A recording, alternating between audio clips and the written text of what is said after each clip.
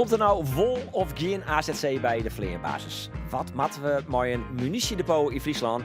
En wat zal de gemeente Ljouwert aan on huisjemelkers? De Frieske Wieken, met Roelof de Vries.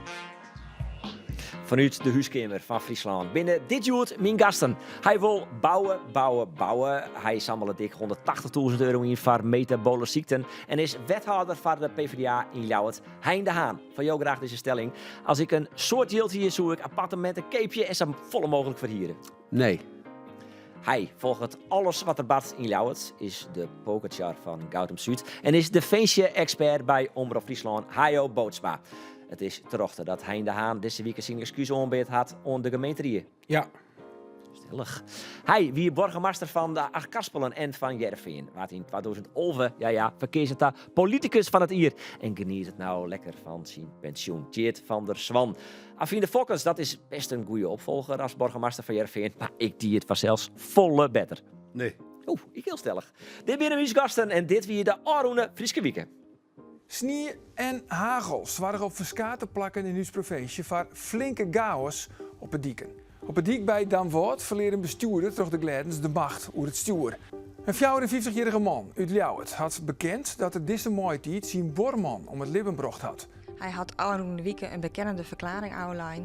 En dat is eigenlijk alles wat ik op dit stuit zie in. Jeroen Gebben houdt op als burgemeester van de gemeente Tietjerkstra-deal. Hij maakt het oerstap naar de veiligheidsregio, dat de directeur Veiligens en algemeen commandant van de brandwacht werd. Tietjerkstra is gewoon een van de mooiste gemeenten van Friesland. En waar ik de tegen naar mijn zin ha en hoorn ha. En ik liet mijn vertrouwen los. De komst van een outletwinkel in Drachten roept kritiek op onder de lokale ondernemers. De outlet verkeert het goedkope kleding van een Chinese webshop en dat loekt een protte klanten. Maar plaatselijke winkels die staan daar mooi onder druk. Het is gewoon kleding.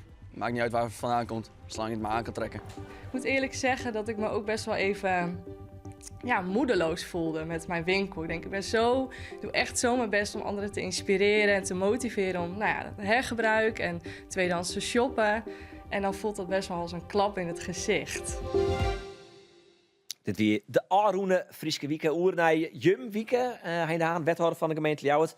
Wat houdt jou deze week in de besnijing? Nou, we hebben een heleboel gedaan als gewoon vanuit de gemeente. Maar wat ik het mooiste vond misschien wel was dat deze week Wijnand, de 3WM-DJ die het glazen huizen gaat voor Metakit, waar wij mee verbonden zijn, een dubbele marathon heeft gelopen van Hilversum naar het glazen huis in Zwolle. Oh. En wij hebben hem in wezen 86 kilometer.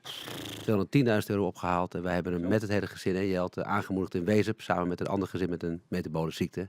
En dat was toch wel een persoonlijk hoogtepunt van deze week. Ja, er zijn twee dingen die wij denk ik even u lezen. Maar waar is Jelte?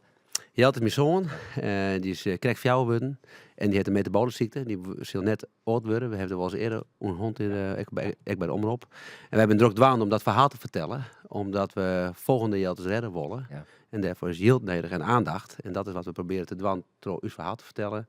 En daarmee ook zijn legacy eigenlijk groot te maken. En dus gewoon, wij zitten dan in deze tarieën van dit programma even kwart. Maar hier nemen we natuurlijk even een uitgebreid dat titel even voor. We hebben er een beetje naar waar kunnen ze heel doneren?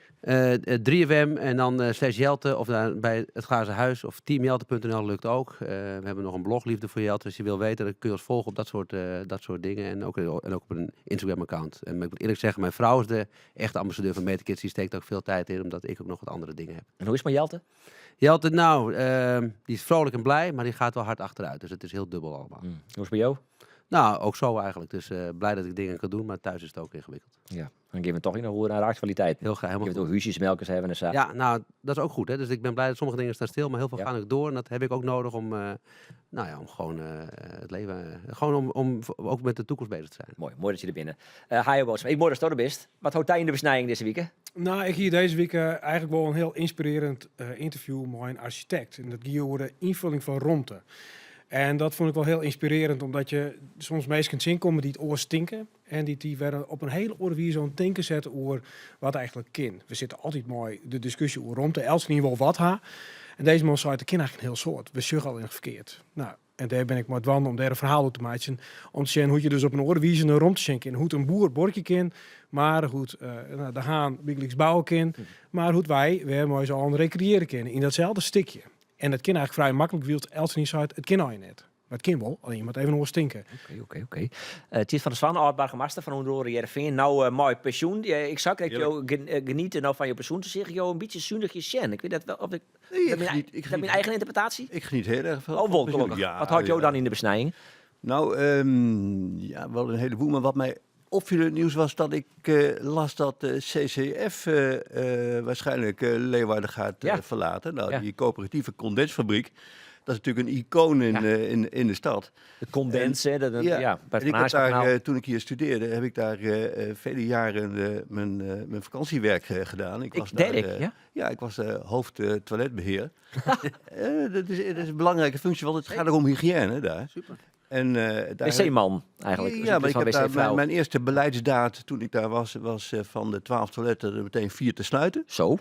Dat scheelde weer in het werk. En de anderen voldeden er prima. Jowien wel geliefd hè dan? Ik was zeer geliefd, want ik gooide er een heleboel van dat spul in. En dan rook het ook heerlijk. En zei dat, sinds jij hier de baas bent, ruikt het heerlijk.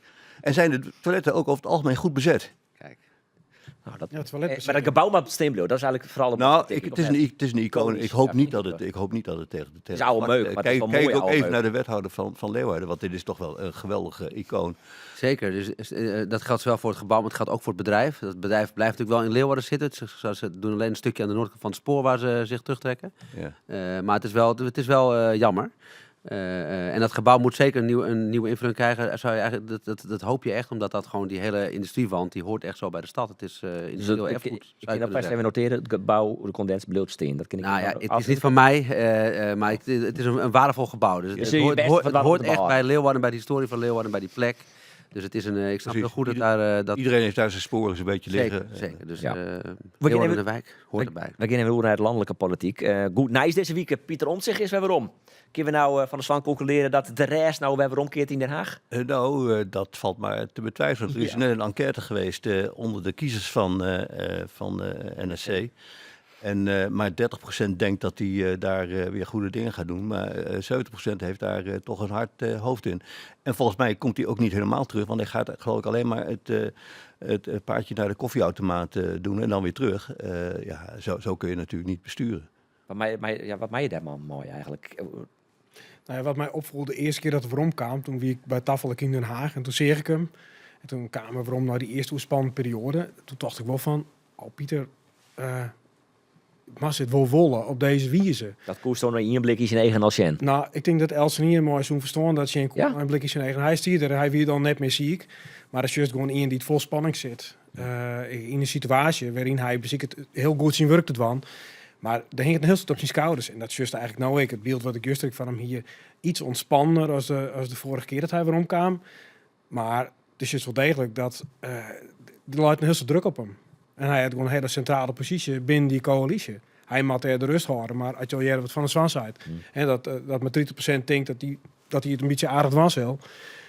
Ja, er is net volle vertrouwen in. Hij jou eigenlijk vertrouwen in het kabinet. Als PvdA. Kijk, het is natuurlijk zeker niet mijn kleur. Kijk, volgens mij is er behoefte aan stabiliteit en rust. En Pieter Omtzigt is ook een man die van de controle houdt. En als je dan in zo'n ingewikkelde, instabiele situatie met een nieuwe partij, met zo'n verantwoordelijkheid en niet fit bent terugkomt, dan lijkt me dat ook voor hem heel erg moeilijk. Dus het is gewoon allemaal instabiel. Ja, van een week Wat je van tevoren trouwens kon weten. Hè? Nee, zeker. Want het is allemaal krokodillentranen nu, die NSC-mensen die nu opstappen, de staatssecretaris ook. Jongens, onder controle van degene die tot in de hoogste instantie veroordeeld is voor discriminatie. Meneer Jansen, ik geloof dat die staatssecretaris is. Chris Jansen, ja. Die zegt, ik sta er nog steeds achter de minder opmerking van Geert Wilders, ja. En dan nu zeggen van, ik vertrek nu, want het is toch wel heel erg. Ja, dat had je van tevoren natuurlijk kunnen zien aankomen. Ja, wat ik hier de vraag noteert, Hertzberger en Zeedijk ben opstapt als Kamerleden en Atje Barrestedt, secretaris. Verraste jou dat? Maar nee, dus. Nee, helemaal niet. Nee, het verrast me dat ze mee gingen doen. Ja, maar verrast het... het gaat nou momenteel eigenlijk van rel naar rel, zonder dat er een heel soort beslissingen nabeuren. Er is een belastingplan in de Kamer, wel wat dingen nemen. Maar verrast het je nou dat het dan voornamelijk gaat over rellen en persoonlijke fetes en et Nee, cetera? dat kon je van tevoren zien. Ik denk dat niemand van de 4 partijen, misschien BBB uitgezonderd, dit kabinet ook echt wil hebben. Dit is eigenlijk omdat er was eigenlijk niks anders, dachten ze. Bestemming is hij ook? Dat is een goede analyse, ja. Want wat wie de oren keuze, dat is wat Hertzberger Biegliks van NRC ik zei. En ze stapte nooit, maar ze zei van ja, als ze van mensen een mandaat doen aan een partij, dan moet je het een kans aan. Dan moet je die gearworking echt een kans aan. Dan hadden ze dan ook wel de kritische vraag gesteld. Ja, je weet ik hoe het Wilders is en hoe het Wilders handelt. Hien je daar dan net direct maar horen kunnen. Nee. En zij zei van ja, hoop dat hij je. En ja, dan op een gegeven moment wordt de hele situatie atjebaar. En dan bezie ik het zij binnen die fracties type te krijgen. En dan krijgt de Femke Zeedijk die het van ja, ik vind dat ook gelijk gast. Maar de rest van de fractie wil terug. En die zult nog genoeg opknopingspunten nodig. Ja. We zullen zien hoe het congres... Mooi, Ja, heel dus een congres, ja. We hebben Angela Soeber nog in nodig, maar dat slag er net om hier te komen. Maar die is natuurlijk de man van de NRC. Die zit er natuurlijk ook een beetje tussenin. Lijkt me wel lastig. Volgens het is gegaan, zo'n oren van die Zuidbakker Veer trouwens, die wie dan ik alweer opstapt als secretaris. Maar die keert dan weer waarom als Kamerlid. Ken je dat? Ja, het Dat kan, je in- het kan, maar de vraag is of je het moet willen. Dus Precies. maar goed, dat zijn persoonlijke keuzes. Kijk, de vraag is natuurlijk waar je ook je eigen lat legt. En dat mensen hier moeite mee hebben, snap ik heel goed. Maar dat je er nu achter komt, is wel een beetje merkwaardig. Hè? Dat had je natuurlijk al eerder kunnen bedenken. En dat had dan vooral maar de PVV te krijgen. Nou ja, je weet hoe Wilders is. Ik bedoel, dat heeft hij jaren en jaren gedaan, dit verdienmodel. Hè? Je weet ook wat de denkbeelden er zijn. Die zijn niet veranderd. Ja, even in de koelkast gezet. Maar, Wat zijn zijn denkbeelden? Hoe zou u dat omschrijven?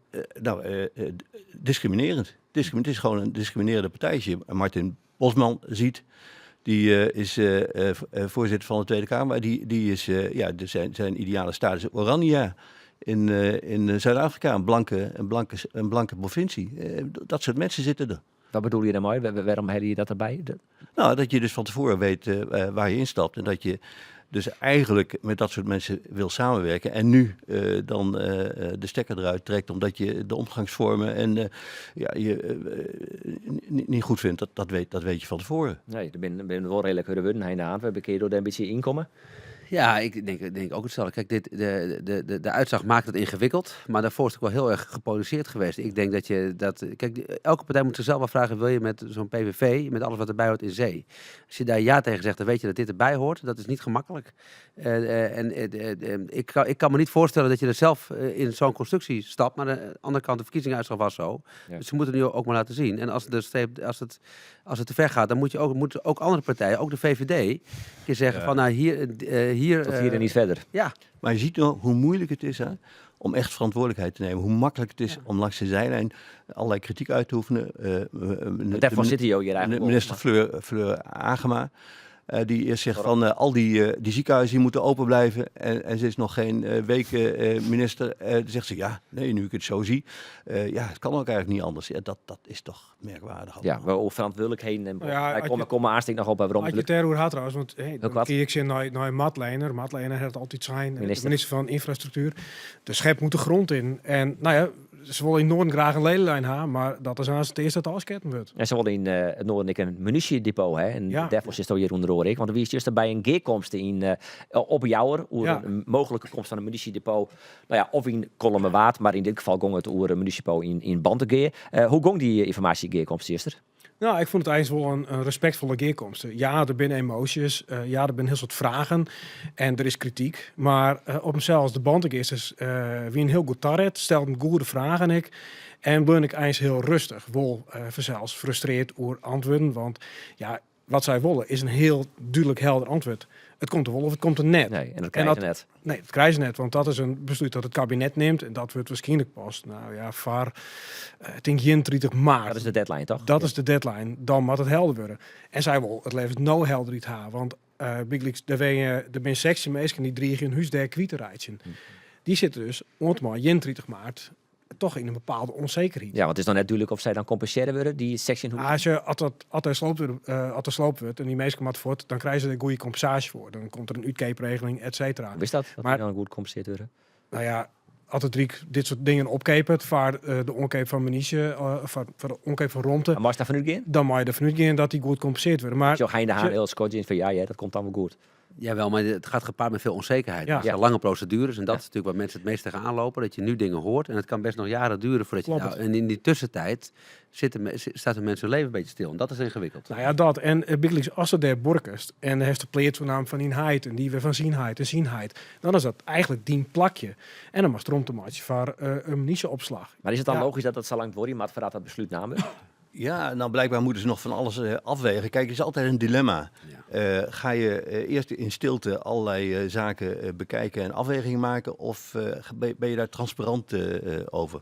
Nou, men heeft denk ik op goede gronden gekozen voor het laatste en een inventarisatie gemaakt, maar men heeft nog niet de zekerheid dat het daar komt. Ja, dat moet je dan tegen elkaar afwegen. Men heeft dit gekozen, wat ik overigens wel kan begrijpen. Ja, de kolonel Hemmelder, Wiederik van de Veensje. Hoe kwam die er wat uit? Ja, die zei die tijdens best goed. Ja, hij had net een populair badskip. En dat weet ik, dat zei ik. Waarom deed hij het goed dan? Nou, omdat hij beziek het was eerlijk mogelijk antwoord te op vragen. En zo mensen wacht je toch? Dat klopt het. Maar als je mensen die er komen, die zijn zelfs van nature iets sceptisch. Want die krijgen een antwoord en dat antwoord is net dat ze jaren willen. En dan kun je maar één ding doen. En dat is dat ze eerlijk en helder mogen communiceren. En ik denk dat ze dat aardig goed doen. Hij was zelfs ook wel tevreden. Hij zei van, ik denk wel dat dus badskip landen is. Dat we het net weten, maar wel waarom wij dus kiezen voor dit gebied. En tekst dan ik dat ze die bijeenkomst organiseren om toch een beetje te peilen hoe het draagvlak is in de maatschappij? Dat is een van de belangrijkste redenen dat ze dat soort van bijeenkomsten doen. Zij zie je voor de vestiging van Biekelijkse munitieopslag, verlenging van een vleerbasis, een baan. Zie je zij draagvlak. Er was aan de ene kant draagvlak verhaal, maatschappelijk vlak. Dus dat betekent dat de buurt, ik zei het van, dat kunnen we wel maar leven. En ze zie je bestuurlijk draagvlak. Want je zal maar alle gemeente- en provinciebestuurders zien die haar en dat is er dan toch wat worst. Dus zij moeten heel goed uitlezen kunnen waarom ze wat dwan willen. En dat dienen ze wel goed, hebben ze daar in de bijeenkomst. Nou ja, dat is voor hun ik wennen. Maar ze hebben skaten van dit soort van bijeenkomsten aan. Dus juist dat hield iets beter keert. Bestuurlijk, daar zit ik net bij. Daar zit Hein de Haan bij. Maar ik denk dat het aardig goed slacht om dit uit te lezen. Want het zijn natuurlijk procedures die erin en ze bezieken transparant dan. Maar het bloot hoe dan ik altijd een skimmig proces. Ja, maar binnen drie vestigingen mogelijk. Kolmerwaard Eerst, Kolmerwaard West of Bantekeer. Heb je een idee wat de beste optie eigenlijk is? Als je zo daarover zit, ja, dat best misschien net voor. Maar nou ja, zo'n gevoel bij ze dat tak in, lekker sast is. Ik denk net dat Bantekeer de meest van de handlezende locatie is. Want dat is die enige plek waar huizen sloopt worden. Ja, en dan haast Big Leaks Kolmerwaard West en volgens mij. Dat is de oude munitiefabriek van Muidenchemie. Nou, dat terrein leidt er. En daar is er eens alle vergunnings op. Dat is ongeveer exact de groen die ze nedergaat. Ze zie je 22 bunder. In principe zouden ze alle minuut een zo'n munitieopslag van 480 containers del zetten kunnen. Dat gaat net de kosten van Wenningen. Dus daar is ik net in die buurt een heel breed verzetje in. Waarin de Kolmerwaard verzetje is het feit dat de Veensje x-shirt nou een plofplak van munitie. Een oefentrein dat ze munitie ploffen laten kennen. Ja, en dat soort een kosten in van A, de natuurwaarden, B, het toerisme in die buurt en ik het wengenot. Want ik dan moet er huizen in omjouwing van Zoutkampsloop worden. En daarvoor zei van, we binnen ons het rekken toch het verlies van garnalenviskers. We binnen ons het rekken toch oorzaken, stikstofproblematiek. Alsjeblieft, nou net. Dank voor uw uitleg, Hajo. Het is tijd voor... Een bak mayonaise. Ja, elke week praten we even een kwart het nijstroch van uw website, van uw app. We beginnen bij de komst van een, wie zie je klevertjes in de intro, de komst van een outletwinkel in het centrum van Drachten.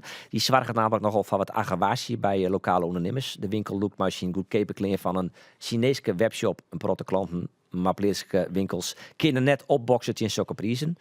Maar de gemeente hier wat ontwal van de Swan? Nou, dat lijkt me erg moeilijk. Hoe je dat zou kunnen doen. Ik denk, vraag, kind het überhaupt? Ik denk niet dat de gemeente enig instrument heeft om dit... nee, want je mag daar gewoon een winkel... Het is een winkelgebied, dus je kunt daar gewoon winkelen. Ja, er zijn net bepaalde principes waar je dan ageren kunnen als burgemeester, wethouder... En wel tegen de functiewinkel. Dus zeg je, wil je daar wonen, wil je daar een winkel. Maar als daar de winkelbestemming op zit, dan gaat de overheid niet over welke winkel daar komt. Dat is de markt en de onderlinge concurrentie. Wat we kunnen doen, en ik denk dat dat ook belangrijk is dat we investeren in aantrekkelijke centra, zodat je het ondernemersklimaat goed maakt. Ja. En dat je plekken creëert waar mensen graag komen. Dat is voor iedereen die daar onderneemt goed.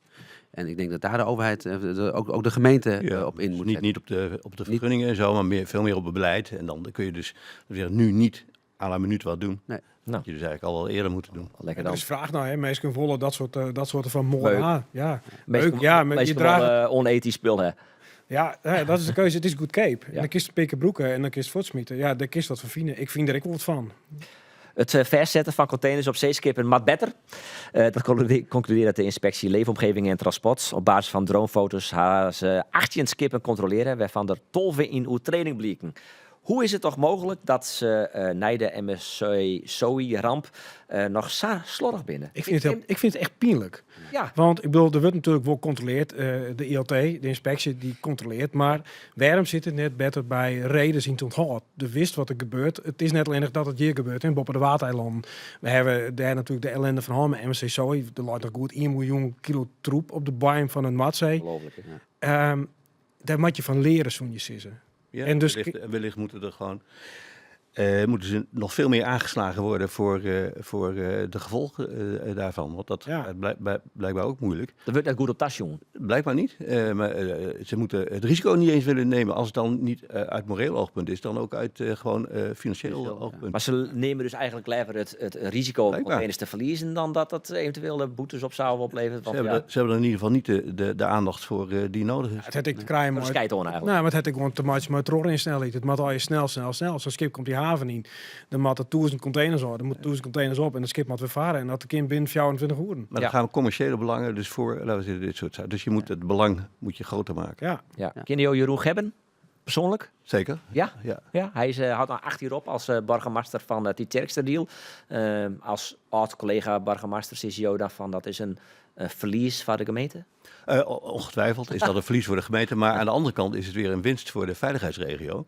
Want als er iemand geknipt is, denk ik, Ja? om daar de baas te worden, dan is het Jeroen Gebben wel. Die heeft in het verleden ook in de Randstad een en ander gedaan met, Regio Rijnmond. met veiligheid. Hebben we nou veiligheids- en algemeen commandant hij, van is brand. hij is belangrijk adviseur geweest ten tijde van de Fortuyn-tijd. Oh ja. Dus hij weet hoe dat gaat. Ik heb met hem gewerkt samen toen in de boerenprotesten. En de relatie die we toen hadden met de boerenorganisaties en de gemeente deed hij ook heel erg goed. Dus ik denk dat hij geknipt is. Aan de ene kant bestuurlijk, veel ervaring.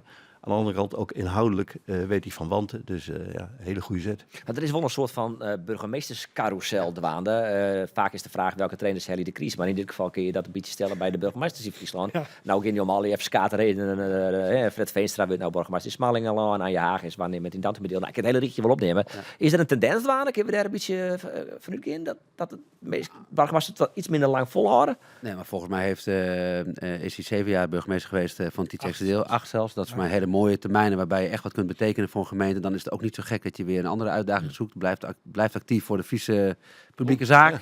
Dus volgens mij mogen we blij zijn dat we kunnen behouden. Ja, dat goede mensen binnen Friesland actief blijven. Ja. Dus als het dit soort termijnen zijn, volgens mij hoeven we daar ons geen zorgen over te maken. Nee. Nou ja, verjonging trouwens. In Dantenbedeel, er zit nou een vrij jonge Tieleke burgemeester aan je Haga. Ja. Daar is ook blij bij. Nou ja, straalt er helemaal bij. Het is een vrouw en ze is wat jonger. Ik bedoel, Fred Veenstra, hoe goed hij is een man, hoe goed hij is natuurlijk, maar die is wat ouder. Ja. Je zit ik met jouw man aan tafel, hè? Daar ben je net vrolijk van. In de eerste plaats is de goede burgemeester. Ja, dat is het allerbelangrijkste. Ja. Daar komt hij. De vraag uit Den Haag. Sinds ik Kamerlid ben, heb ik eigenlijk altijd al een spoorkaart achter me. En zoals in Noord-Nederland is gewoon een stuk minder spoor als in de Randstad. En ik vind dat oneerlijk, omdat de bereikbaarheid toch het hier al heel erg belangrijk is. En ik zou aan Jim vragen willen, vind Jim correct als ik dat Noord-Nederland recht had op de ledenlieden? Nou, ik kom maar even een liedje rondje dan in de Haan, ja of nee? Ja, zeker. Hij Bootsma? Ja. Meer sporen in Nederland, meer. Van de Zwan, meer. Dit is onmiskenbaar noodzakelijk voor het noorden. Dan kun je toch maar ook voor de Randstad, want het lost ook een probleem daarop. Ja, maar ja, voorlopig gaan we er wel een grootste streep door zetten, want dan kom je yield en ach ja. Ja, maar het begint bij onszelf. Hè. We doen net alsof dat heel erg, of het voor het land belangrijk is. En dat is ook zo. Maar ik vind dat we het onszelf ook moeten gunnen. Wij wonen hier met allemaal 650.000 Friesen. En ook wij willen natuurlijk graag goed verbonden zijn met andere delen van het land. En dat hebben we met het wegverkeer de afgelopen jaren is daar fors in geïnvesteerd. Maar met de trein nog nauwelijks. Dus dat moet echt heel veel beter. Nou ja, en boppen dat, er is ik nog kniepenpunten. Want de Ossendiek, hoe vaak is die bregen van het stikken? Er is nog een hele discussie over de vervanging van de bregen. De ketelbregen is aansnik een keer afskreun. Wat doen ze daarmee? Het lijkt heel vaak zo, als het om infrastructuur gaat, dat wij echt aan het uiteinde zitten. De ring range is nou krekkelijk, maar hoe lang gaat dat worden? Ik bedoel, ik ben al even van die vraagstukken. Wat echt onnozel is, want ook voor de Randstad, hè, waar het Ja. dan economische centrum van ons land is, ontzettend belangrijk dat wij via die ledenlijn ook met het Duitse land verbonden worden. Nou, maar het is natuurlijk, je bent wel helemaal Oekraïens, dus daar vind ik eigenlijk niks aan. Dus ik was een sneltreinvaart terug. We gaan naar de situatie rond de opvanglocatie voor 450 asielziekers in Ljouwert bij de Vleenbasis. Laten we even luisteren naar Heine Haan, je had deze week je excuses om ben. En om te beginnen wil ik graag zeggen dat het ons ook als college spijt dat de bouw van een rol in Leeuwarden zo'n chaotisch proces is. En dat het uitermate ingewikkeld is gebleken om een helder pad te schetsen naar het bouwen van zo'n rol. En die spijt spreken we ook minstens zo sterk uit richting de omwonenden die de afgelopen tijden, net als u, heen en weer zijn geslingerd tussen nieuwe en soms ook tegenstrijdige informatie, terwijl iedereen behoefte heeft aan duidelijkheid. Waarom had je je excuses om ben? Ja, ik heb gezegd, kijk, dat proces dat is ook chaotisch en rommelig geweest. Daar heeft iedereen last van. Hè. Daar hebben de bewoners last van. We hadden het net over onzekerheid. Dat is misschien wat het ergste wat je kan hebben als omwonende. Dat geldt ook voor raadsleden. Dat geldt trouwens voor ons als college ook. Hè. Ook wij zijn heen en weer geslingerd door allerlei tegenstrijdige informatie. Dat maakt het hele proces gewoon ingewikkeld. Dus de kernvraag was, heeft u nog regie? Daarvan hebben we gezegd, we hebben regie op ons eigen proces. We hebben geen regie op communicatie van anderen. En ik moet ook constateren dat door de communicatie van anderen dat het chaotisch is geworden. En ik heb gezegd, nou, dat hele proces samen, het spijt ons dat het zo dat resultaat heeft gehad. En dat zeg ik eigenlijk tegen iedereen, inclusief ons eigen college. Hoe is de situatie nou? Waar staan we nou intussen? Nou ja, we zitten uiteindelijk, ik moet beginnen bij het begin. Wat we willen is het organiseren van goede, kwalitatieve, humane opvang. En Leeuwarden heeft zo'n 550 tot 600 plekken nodig als je dat eerlijk verdeelt, het Leeuwarden aandeel binnen het land. En we hebben als college gezegd, coalitie gezegd en de raad ook in meerderheid, wij willen gewoon als Leeuwarden onze verantwoordelijkheid nemen. En dat betekent dat we geen noodmaatregelen willen, zoals we dat in de WTC hebben gehad met gedoe, maar we willen gewoon kwalitatieve, goede, duurzame opvang. Ja, dat wie geen goede opvang, dat wie chaos eigenlijk. Nee, dat is noodopvang. Dat moet ook, omdat andere mensen buiten slapen. Dus ik ben blij dat we ook daarvoor durven te staan. Maar dat is niet waar je naartoe wil. Hè. Dat is, maar zeggen, als je het hebt over een crisis, vind ik dat een crisis. En dat moet je niet willen. En wij vinden dat we daar een rol in hebben. En toen tocht je, ja, een rol. Precies. En toen tocht je van dat we een opvang, maar die doen we bij de Vleenbazen, waar Vleentugen dat landen. hebben wij niet bedacht. Dat heeft het COA bedacht. En dat is een rijksdienst onder een van de ministeries. Die heeft met de ontwikkelaar gekeken, met ons mee. Hè. Wij kijken natuurlijk mee welke locatie past. Nou, op die locatie tuin naast de vliegbasis zou dat kunnen. En daar hebben we ook als raad in meerderheid ja tegen gezegd. Dus nu zitten we in de procedure. En in die procedure is het laatste besluit wat moet worden genomen een verklaring van geen bedenking door de gemeenteraad. En we zitten eigenlijk vlak voor dat besluit. Oké. Nou, hij ook van Svan natuurlijk als burgemeester van Karspelen en Heerenveen. Ik wil gevoeligheden mij maken over de AZC's. Hoe lastig is dat om daar maar om te gaan? Nou, dat is gewoon heel lastig, omdat de meeste mensen die daar komen op die bijeenkomsten, die willen het niet. Nee. Niet vlakbij mijn woning of veiligheid is in het geding of mijn woning wordt minder waard. Die willen het gewoon niet. Nee, hebben ze daar gelijk in? Nou, het is niet aan mij om te zeggen of ze daar dat is hun gevoel in ieder geval. Nou ja, je zit hier nou net meer als een burgemeester, dus je kan nou vrij praten. Gaan ze daar een punt of net? Dat is een ingewikkeld iets, want ga zelf maar eens na als het bij jou naast is. Ik zou er geen enkel probleem mee hebben. Hoe reageer je? Nou, ik ben alleen nog bereid om naar de werk. Dan zou ik zeggen van... dat is het enige. Want dat wil wel consequenties hebben. Maar dat zoek wel wat hebben, maar de rest maakt me niks uit. Het is erg makkelijk om dat te voordelen, denk ik. Erg makkelijk om dat te voordelen. Persoonlijk belang is nog niet erg. Hè? Ik snap heel goed dat mensen dat niet fijn vinden. Alleen wij hebben natuurlijk het individuele belang natuurlijk af te wegen uiteindelijk tegen het maatschappelijke belang. En dat moet gebeuren dan. Dat is waar als gemeente voor staat. Nou ja. Ik vind het heel goed dat ze dat zeggen. En ik heb altijd gezegd, er zit wel wat in wat mensen zeggen over bijvoorbeeld de omvang van zo'n... Daar wil ik nog naar. 450 is wel een heel soort. Ik heb toen eens uitgerekend, dat was een paar jaar terug, van als je nou, en dat heb ik ook aan mensen voorgelegd, als we nou een kleine opvang doen, van echt klein, 100. Dan heb je niet allerlei voorzieningen erbij, maar 100. En we zorgen er ook voor dat de veilige derde landers, die jongeren, dat die daar in ieder geval niet worden opgevangen. En we gaan we ook mogelijk maken. Veilige landers niet. Nee, dat is maar een heel. Dat is maar 12%. Maar daar is waar ze dan vaak bang voor zijn. Hè? Dat die daar rossig gaan trappen. En dat ben ik de meesten die Miklies in een Ter Apel oorles vargen. Exact. En dan en dat we dat doen. En dat we ook leren van de Oekraïners. Dat we ook zorgen dat de mensen, ook eens wat eerder die arbeidsmarkt op kunnen. Dat ze ook wat kunnen werken. Als we dat voor elkaar krijgen, dan ben ik er haast zeker van dat 60% van de gemeente, dat zijn er dus 200, dat die dat wil willen. Dan heb je 20.000 plekken. We hadden een oplossing hierheen aan. Nee, maar Regelen je 4 op locaties maar 100 man. Dan en, hebben we ook 4, 5 bij deze procedures natuurlijk. Maar ik ben... Nou, en? Nee, maar kijk, en uiteindelijk is het ook niet aan de gemeente om dat te organiseren. Onze rol is eigenlijk planologisch. Wij geven een omgevingsvergunning. Dat is de essentie wat we doen. Dus het is het COA die dat met een ontwikkelaar in dit geval vormgeeft. En dat komt op deze locatie uit. We hebben in het verleden best wel meer plekken gehad waar we opvang hebben georganiseerd. En het gaat eigenlijk overal heel goed. Hè? We hebben ook vroeger hadden we 2 AZC's. Eén aan de Toersterweg, één aan de Groningenstraatweg. En dan hebben we eigenlijk, ging dat heel goed. Dus de zorg moet je serieus nemen. Je moet ook goede afspraken maken over hoe dat dan moet gaan. Waar je terecht kan met je klachten, met je zorgen van veiligheid, van meedoen. En al dat soort dingen moeten we goed met elkaar regelen. Maar we hebben ook gewoon een goede plek nodig. En waar dat ook komt, dat zal altijd een ingewikkelde discussie zijn. En wij hebben ook een uitvoerige locatiestudie gedaan met elkaar. En daar is deze locatie gewoon als best passende uitgekomen. Okay. Ja, het helpt ook niet overigens dat het kabinet zo verschrikkelijk tegenwerkt. Vroeger hadden we Erik van der Burg. Die kwam echt zelf kijken. Heb ik veel contact mee gehad. Ook crisisnoodopvang. AZC's. D66, en VVD. Staatssecretaris VVD. En nu hebben we een minister. Ja. Maar die laat zich niet zien. En ze willen het eigenlijk allemaal een beetje in de hobbel laten lopen. Hè? Ja. Ja, inmiddels, het duurde best wel even voordat wij van de beide ministeries hetzelfde geluid kregen. Dat is eigenlijk het meest ingewikkelde geweest. Nou, die hebben we nu, dus dat is behulpzaam in dit proces. Dat ze allebei zeggen, deze rol vinden we op deze plek goed. Nou, daar was nog een tijdje onduidelijkheid over. En dat heeft ook zo'n discussie natuurlijk moeilijker gemaakt. Ja, zeker. Als je het hebt over spijt, daar ging de spijt. Kun je ook naar Den Haag kijken. Zeker, dat was ook eigenlijk, zo hebben we het ook bedoeld. We gaan nu naar het laatste onderwerp. Geen warm wetter, lekkages, kapotte boilers, wetter in de meterkast en wetter dat via de vlier van het balkon afvalt. Problemen onder jouw flatgebouwen onder Tros Dravik in de week Aardlaan in Ljouwert. Dit kwam deze simmer in juli bij u in het Nijs. Hein wethouder van Ljouwert, wat ga je intussen doen op dit probleem?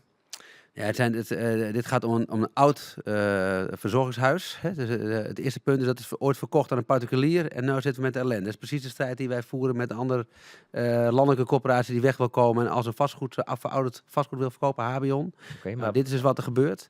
Wat is heel het probleem? Dat is de vraag. Ja, wij kunnen als gemeente concreet niet zoveel doen. Want het is een particulier eigenaar met privaatrechtelijke huurovereenkomsten. Als er klachten zijn, kun je naar het huurteam.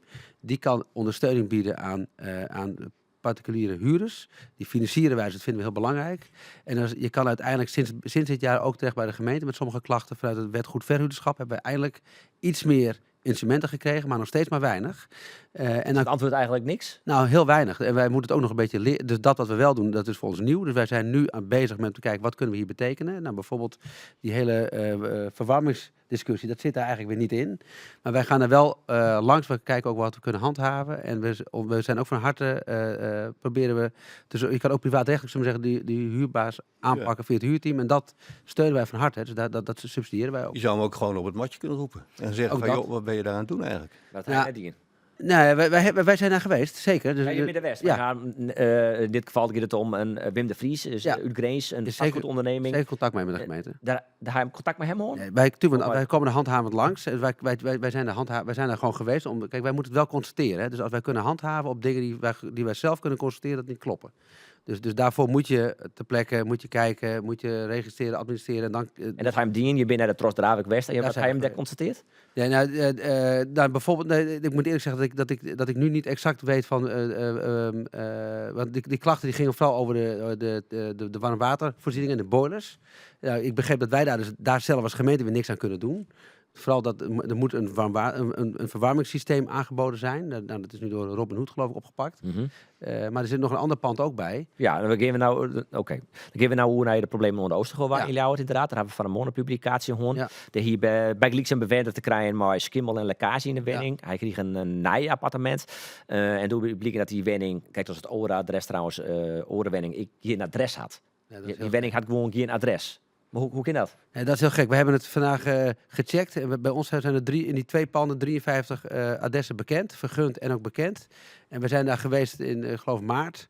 hebben wij 2 woningen ontdekt die niet vergund waren. Dus dat is gewoon niet goed. Hè? Dus als je een professionele vastgoedpartij bent, dan weet je precies hoe het zit. Ja, Als als je je daar woningen... namelijk dat er hier dus zonder adres geen post krijgen, maar ik in de huurtoeslag, soms zelfs geen zorgtoeslag, geen inboedelverzekering afsluiten kunnen. Dus het is wel echt een probleem. Maar dat herken je wel niet meer. Ja, wij hebben niet kunnen ontdekken dat er geen adressen zijn. Dus wij hebben die adressen wel en ook best wel wat aantal. Dus daar moeten we induiken. Naar aanleiding van jullie stuk en ook de vragen die de PvdA heeft gesteld in de Raad, gaan wij ook dit adres, is gegarandeerd verzekerd van een bezoekje van onze afdeling handhaving. Gaan we alles van het gebouw checken. Maar nou binnen het mensen die zich al wel melden hebben bij de gemeente en bij het hierteam. Dus hoe kan het dan dat je hem er net van afwisten? Nou, wat wij hebben geconstateerd is dat er 2 illegale of 2 niet vergunde appartementen zitten. Dus van de 53, we zijn daar geweest. In de kelder zitten er 2 die wij niet op de vergunningen kunnen vinden. Okay. Dus dat is sowieso niet goed. Nee. Nou, dan ga je de handhavingscarousel in. En de eerste vraag bij handhaving is altijd, kun je het vergunnen? Dat betekent, dus dat hebben we ook gedaan. En de eigenaar zegt, ik ga ze aanvragen. Nou, daar zitten we al heel lang op te wachten. Aanvragen betekent overigens niet dat je ook die vergunning krijgt. Dan gaan wij ze toetsen, willen we het, voldoen ze aan alle voorwaarden, en ventilatie, licht en noem het allemaal maar op. Dat gaan we natuurlijk allemaal checken. Maar hoe lang moet zo'n onvraagd worden? Nou ja, wij wachten daar nu al een tijdje op. Volgens mij zijn wij daar voor het laatst in maart geweest. Dat is ook alweer veel te lang geleden. Dus dat duurt ook veel te lang.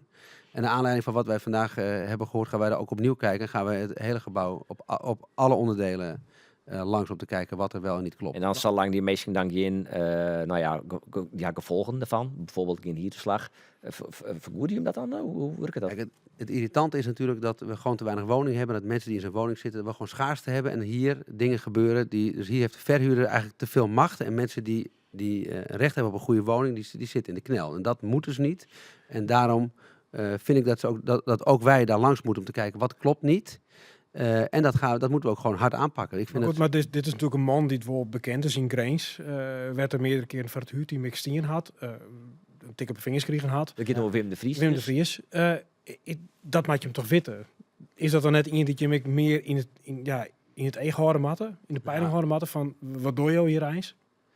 Nou, kijk, normaal gesproken in die vergunning en handhavingssfeer, dat doen we niet op de persoon. Hè. Je doet op de functie en op het bouwwerk. Daar kunnen wij op sturen. Dus maar je weet wat zijn skiernis is. Nou ja, dat weet ik nu. Dus wij gaan ook nu hier streng langs kijken. We gaan niet alle gebouwen langs. Deze wordt zeker op korte termijn door ons bezocht. En dan gaan we het hele gebouw langs om te kijken wat wel en niet klopt. Ja. Dus die is gegarandeerd van een bezoek van ons.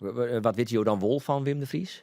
Nee, maar nogmaals, het gaat me dus niet zo om die Wim de Vries. Het gaat me om het elke... Nou ja, dat is prima. Maar als wethouder wij moeten gewoon zorgen dat iedereen een goede huisvesting heeft. En iedereen die daar niet aan voldoet en regels overtreedt, die moet dan de overheid tegenover zich vinden om veiligheid te garanderen. Bij die meneer zelf, niet bij de gemeente. En volgens mij, de wethouder, die pakt het aan.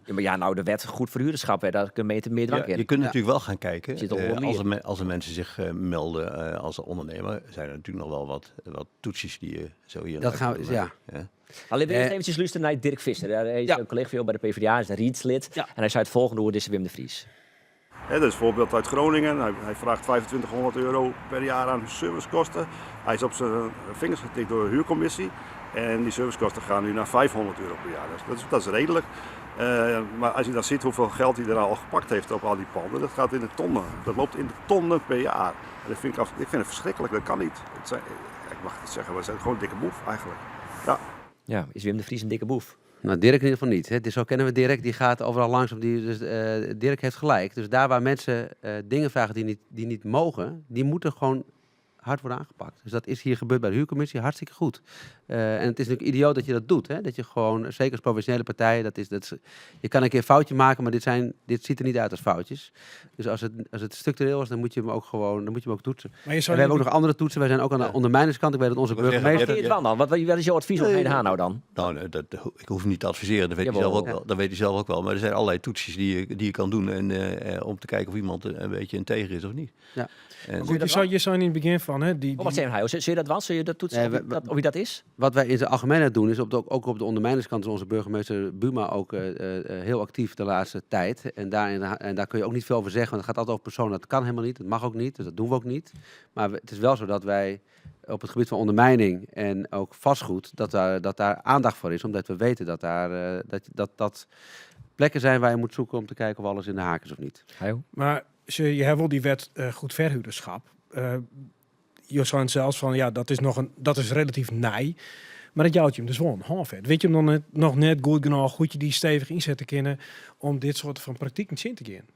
Ja, weet je, kijk, wat wij uiteindelijk kunnen doen, is daar zit een escalatieladder in en een handhavingsladder. En dat zijn langdurige procedures. Dus daar kun je niet, wij kunnen niet daarheen om even een ketel aan te sluiten. Dus wij moeten eerst constateren. Dan moeten we een briefje sturen. Van dit is niet in de haak, je moet het aanpassen. Dan komen dan termijnen op, dwangsommen. En Welke fase zit hij hem nou dan? En uiteindelijk kun je in noodgeval kun je zelfs exploitatie over hebben. Dat is welke fase van die escalatieladder zit hij Wij nou zitten nou in het onderzoek om zelf te constateren wat niet klopt volgens de wet van goed verhuurderschap. En dat is maar een beperkt lijstje. Maar deze mensen hebben hun meldingen al volle hier de dien. In maart hier in Jood zelf kijkt door. Hoe kan het dan dat we nou een Safi verder binnen dat je hem nog maar op de escalatieladder nog maar in die fase zitten? Ja, omdat je gewoon die onderzoeken nodig hebt om te kunnen bewijzen wat niet klopt. Dus ondertussen is ook, er gebeurt meer gelukkig. En dat ondersteunen wij ook. Het huurteam is ook bezig. Heel goed. Het huurteam staat om mensen heen met juridische bijstand in een privaatrechtelijk geschil. Dat is in de essentie. En die helpen wij ook. Hè. Het huurteam bestaat omdat wij die subsidiëren. En wij werken daar heel erg nauw samen mee. Dus ook het wet goed verhuurderschap, het meldpunt en het huurteam werkt samen. En de eerste casuïstiek, dat is wat je hier noemt. Daar zijn we ook druk mee aan de gang. Als je nou hier binnen en je zit er nou heel verhaal te luisteren, had je dan het idee van nou pakken ze het om? Nou, het punt is wel, meld het. Dus en dat is best ingewikkeld, want het gaat om je woning.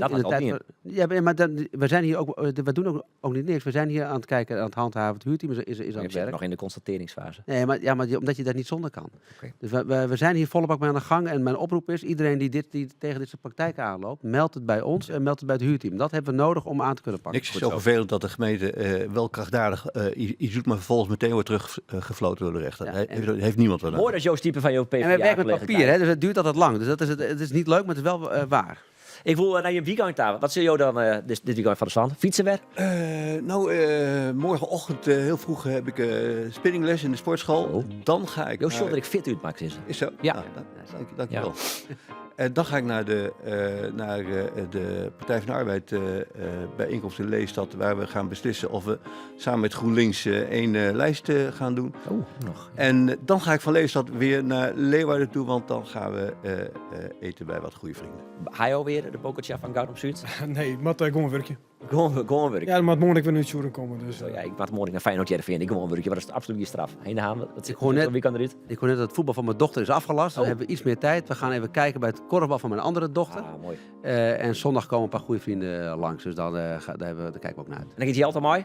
Nee, die gaat niet mee naar buiten. Maar die vrienden komen natuurlijk ook even bij jou te kijken. Dus wij hebben lekker thuis een paar vrienden de vloer. Dat gaat het gezellig maken. En nog één keer de website. Welke keer kunnen we doneren? Nog één keer? 3FM, CCL of Serious Request. Kom allemaal meedoen. We beginnen daarnaast al in het. Dit is Frieske Week. Volgende week is er vanzelfs weer een nieuwe Frieske Week. Bedankt voor het zien. Hoi.